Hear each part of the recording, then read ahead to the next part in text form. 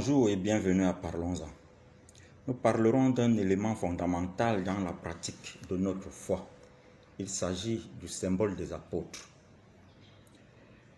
qui est encore appelé credo, en d'autres termes. Notons que les vérités à croire sont résumées et rassemblées dans ce que l'on appelle symbole. Le symbole lui-même est un mot grec qui veut dire résumé. L'ensemble des vérités donc que nous devons croire sont contenues dans un symbole que l'on nomme de ce symbole credo.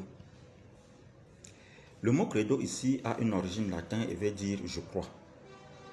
Je crois veut dire mon intelligence a une vérité, non pas parce qu'elle est évidente, pas parce que je la connais, par ma propre intelligence, car je serai capable de la démontrer, juste que mon intelligence a une vérité par ou sur les témoignages de quelqu'un qui me dit cette vérité.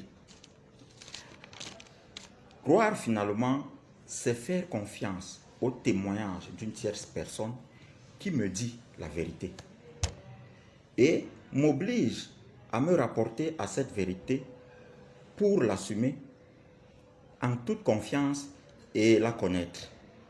C'est donc sur ce témoignage que Dieu est la vérité suprême que nous croyons en toute confiance, en toute sécurité, car nous croyons qu'il ne peut pas nous tromper. Le credo ou symbole des apôtres contient les vérités que nous devons croire en 12 articles, 12 propositions ou 12 points qui nous ont été transmis par les 12 apôtres.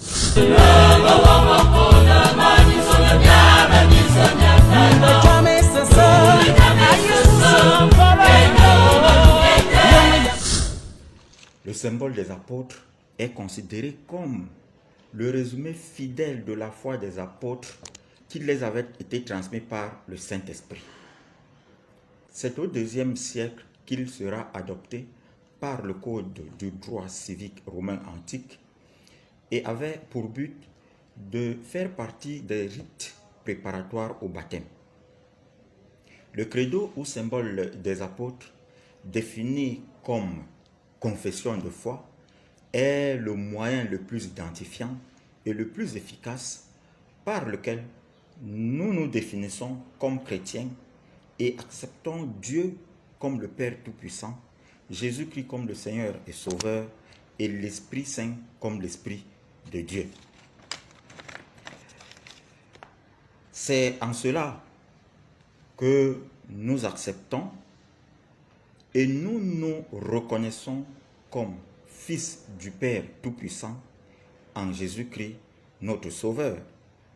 Voilà ce que nous pouvons dire du credo ou de cette pratique qui tous les jours fait partie de notre vie chrétienne.